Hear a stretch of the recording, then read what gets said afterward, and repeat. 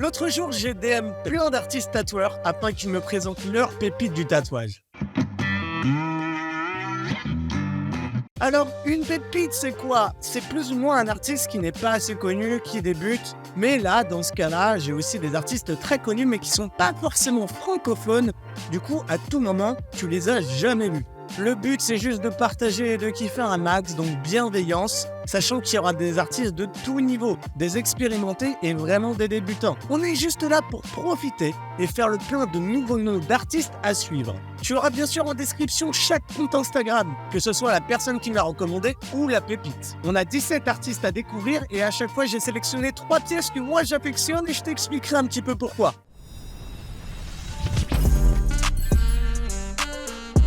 On va commencer avec Jugs qui nous présente Septink. Alors Septink, la première pièce que j'ai sélectionnée, c'est un travail en symétrie. Je trouve ça tout simplement dingue.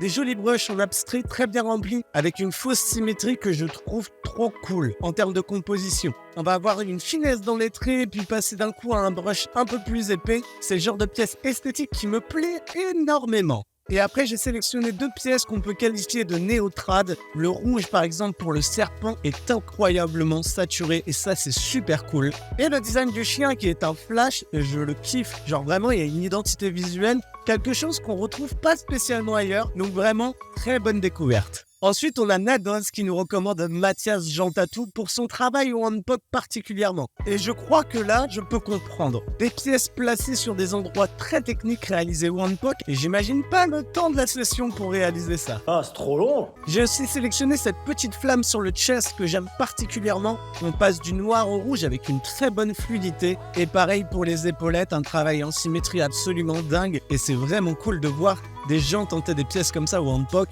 Merci pour la découverte. Notre cher Naïve nous présente Gaston Artbook. Alors Gaston, c'est quelqu'un qui est dans le milieu depuis longtemps, mais selon Naïve, il n'a pas assez de reconnaissance par rapport au travail qu'il fournit. Et je peux le comprendre. Et du coup, ma première sélection, c'est ce masque-là sur l'épaule qui est absolument magnifique. J'adore le jeu qui est réalisé avec l'espace laissé vide. Ça rend la pièce ultra lisible et c'est juste incroyable. Le deuxième tatou, il me fait juste trop rire dans sa composition. C'est un xénomorphe dragon. Est-ce que j'ai besoin d'en dire plus? Est-ce que c'est bon pour vous? Au passage, petit coucou au souvenir de Maël si tu passes par là parce que je sais que tu vas le kiffer. Il est beau, hein? Mais il ne réalise pas que du noir et gris. Là, j'ai mis une pièce couleur, un dos complet. J'adore les couleurs choisies. J'ai rien d'autre à dire. Genre, pépite suivante. Alors là, on va sur du très lourd. Juste Tattoo, qui est un artiste argentin avec qui j'ai travaillé et qui m'a tatoué, me présente Navia. Navia, c'est un tueur. J'adore ce qu'il fait. Il va beaucoup bosser en freehand et il a une particularité, c'est qu'il réalise des espèces de calligraphie qu'il va inventer. Et je trouve ça juste tellement esthétique. Ça épouse les formes du corps à la perfection. Et un jour, si j'ai la chance, c'est sûr que Navia, il va me tatouer le côté de mon crâne. Regardez, les images parlent d'elles-mêmes, j'ai rien d'autre à dire. Je vous ai mis aussi une pièce où il y a un petit œil en réaliste au milieu d'une pièce abstraite, je trouve juste la compo dingue. Je sais que Navia, il réalise un peu aussi du néotrad et de la couleur parfois. Je sais que je suis pas très objectif parce que c'est forcément quelque chose que moi j'aime de base, mais incroyable. Matrul Tattoo qui me présente une pépite qui est très connue sur les réseaux, mais il l'a découvert récemment et moi je ne connaissais pas. C'est une tatoueuse d'Europe de l'Est, donc c'est aussi pour ça qu'elle est peut-être très connue là-bas et moi chez nous. Il y a des gens, ils s'ennuient dans la vie. Et quand il y a des gens qui s'ennuient, il y en a, ils se mettent au tatouage. Il y en a qui s'ennuient plus que d'autres. Donc ils se mettent au tatouage handpok. Et là-dedans, t'as Sugar Angel Tattoo qui s'ennuie encore plus, qui du coup décide de faire de l'ultra-réalisme en handpok. La technique est juste hallucinante. Alors j'ai pris des portraits dont moi j'aime un petit peu les références, mais aussi il y a des jeux de textures et j'espère que tu sauras les apprécier. Par exemple, ce monstre du labyrinthe de Pan, le travail sur les côtes est juste incroyable. C'est trop beau. Hannibal Lecter, tu vas avoir des contrastes et des dégradés sur cette pièce. Pareil, c'est juste hallucinant. Et enfin, j'ai choisi une petite pièce géométrique qui paraît simple comme ça, mais là, au handpok, le jeu de texture pour faire l'eau, je sais même pas quoi dire. Du coup, je suis très curieux de savoir si tu connaissais cet artiste avant ou pas. Mais pour moi, énorme découverte et encore, merci pour ça. Allez, on revient en France avec une artiste qui a seulement 2 ans de tatouage et c'est Nina qui me la présente. on va parler de Rocket Vanille. Alors franchement, j'adore, il y a un vrai univers artistique qui se détache de ses compositions. Le petit chat tout mignon qui contraste avec cette bouche dentée là, juste au-dessus, je sais pas, genre moi ça me parle, j'ai vraiment kiffé cette pièce. Et en plus, le travail des couleurs est très bien réalisé. J'ai vu aussi qu'il y avait du noir et gris, donc je me suis permis d'en mettre. Là, c'est une harpie. Et on termine par ma petite pièce préférée qui est cette patte de chat. J'adore les couleurs choisies, j'adore la saturation. Et quand je l'ai vu, j'étais juste en mode putain, c'est trop cool, je kiffe ça. En termes de kiff, on est pas mal. Cadavering, qui me fait toujours un plaisir d'accepter de participer à mes vidéos, va me présenter Elisab. Pareil, c'est 2 ans et demi de tatou, donc on est un peu sur les mêmes profils. Comme j'aime beaucoup Harry Potter, je me suis permis de sélectionner ce petit balai-là. Ça me fait penser à un Nimbus 2000. C'est pas n'importe quel balai, Harry.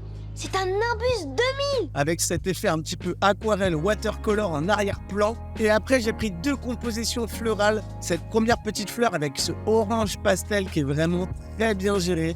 Genre, j'adore la couleur utilisée, c'est très joli. Et le chrysanthème, genre pareil, rien à dire.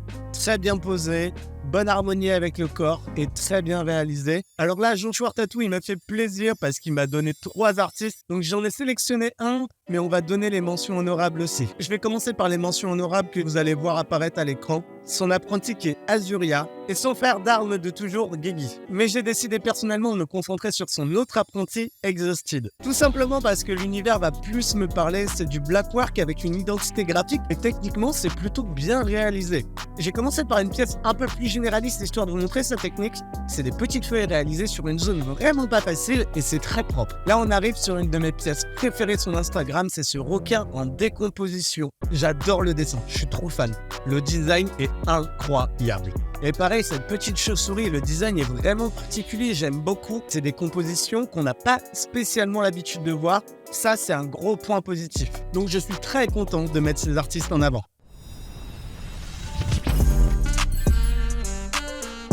Juste avant de continuer ces découvertes de pépites, n'hésite pas à t'abonner à la chaîne. Si tu aimes le travail, tu peux mettre ton like et partager cette vidéo, ça va beaucoup m'aider, ainsi que les artistes. D'ailleurs, je le rappelle, mais absolument tous les Instagram des gens cités sont en description. Tu retrouveras aussi dans cette même description mes réseaux sociaux, à savoir TikTok et Instagram. Je t'invite aussi à me suivre là-bas. Et si le cœur t'en dit et que tu le peux, surtout, tu peux me soutenir financièrement sur Tipeee. Je te promets, il y a des très gros projets qui arrivent pour octobre, novembre et février.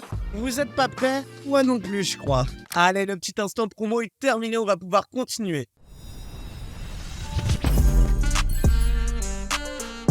On reprend avec Ortine qui nous recommande Douce Mélancolie. Et là, je suis tombé amoureux du style visuel. Elle va reproduire ce qu'elle fait en linogravure et c'est ce qui va donner cet effet visuel que moi j'adore. On a des noirs très contrastés et très texturés et le rendu est tout simplement dingue. Là, tu as une identité visuelle unique et le champ des possibles est tout simplement impressionnant. Thomas de Asylum Tattoo nous recommande l'OVNI de cette vidéo. On m'appelle l'OVNI.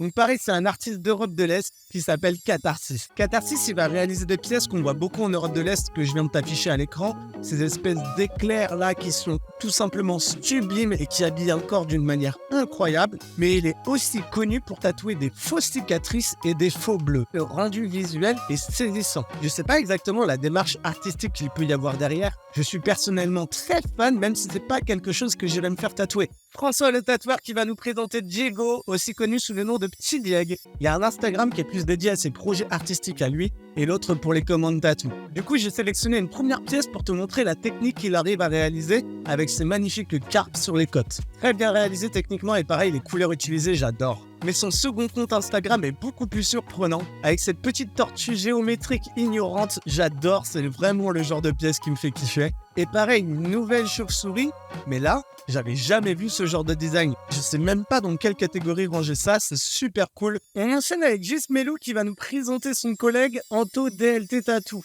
Alors là, c'est du blackwork de qualité, des traits très fins, des ombrages réalisés en pointillisme, tout y est. Le niveau de détail est surprenant et c'est ultra lisible, j'adore ça.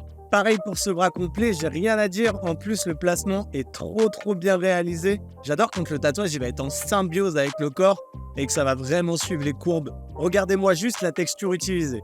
C'est incroyable et c'est pour ça que je suis trop content de faire cette vidéo. On va enchaîner avec un autre coup de cœur de cette sélection.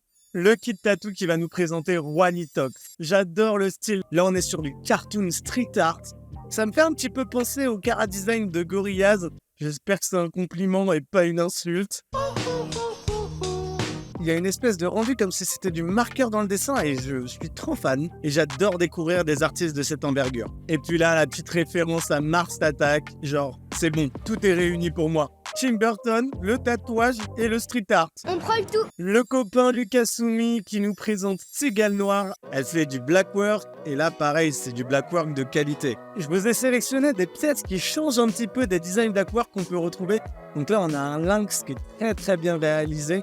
C'est vraiment une des pièces qui date un petit peu dans le temps, mais genre vous voyez que déjà techniquement, il y a du bon quoi. Petite référence au Seigneur des Anneaux, on apprécie notre côté geek étant en joie, super beau avec des petits détails autour que moi j'aime beaucoup quand on ressent une petite patte artistique qui va différencier ce projet-là d'un autre. Et cette pièce-là, je crois qu'elle est un petit peu plus récente et le design qui est lui aussi super particulier, mais moi j'adore. Méduse Noire de Asylum Tattoo qui va nous présenter son apprenti, Oli. Et franchement là, c'est super cool, on est sur du travail tout en finesse, avec des touches assez féminines.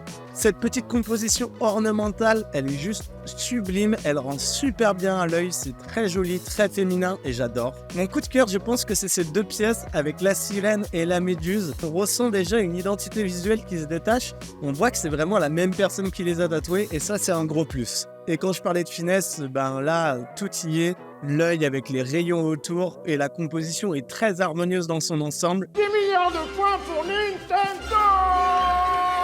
Mon pote Runo qui va présenter la pépite la moins pépite puisque c'est un compte genre à 400K. Mais je ne le connaissais pas et c'est incroyable. Il veut nous parler de E-Coast. C'est du travail pop culture en couleur. Bah les photos elles vont parler d'elles-mêmes. Hein. Je sais même pas quoi dire. Je peux rien dire. Genre c'est juste sublime. La seule chose que je peux dire, c'est que j'aimerais beaucoup voir les pièces en vrai. Les éclairages utilisés sont fous, ça va créer des ombres particulières. On reconnaît que c'est lui qui fait ce tatouage-là. C'est des gars qui arrivent à tirer une essence d'un dessin et mettre quand même leur patte graphique là-dedans, mais je suis tout simplement admiratif. Et on termine cette vidéo par la pépite la plus jeune en termes d'expérience, et ça je suis très content. Lilou ADF qui nous présente Boom Chick Boom. Alors j'ai que 2 tatouages à vous montrer puisque c'est vraiment très récent. Ce petit dessin là réalisé en auto-tatou, je le trouve trop cute. J'aime beaucoup ce travail épuré avec juste des lignes de contour. Ça va vraiment rendre une pièce très simple et très lisible, mais vraiment sympathique. Et la petite planche de flash avec des dessins un peu plus naïfs et des petites phrases toutes mignonnes. Moi, c'est vraiment le genre de truc qui me parle. Comme quoi, parfois, la simplicité, ça a du bon. Et voilà, cette vidéo est terminée. Merci à tous les artistes qui jouent le jeu sur ce genre de projet, parce que sans vous, je ne peux rien faire. En attendant, moi, je te donne rendez-vous la semaine prochaine, même heure, même endroit. Des bisous.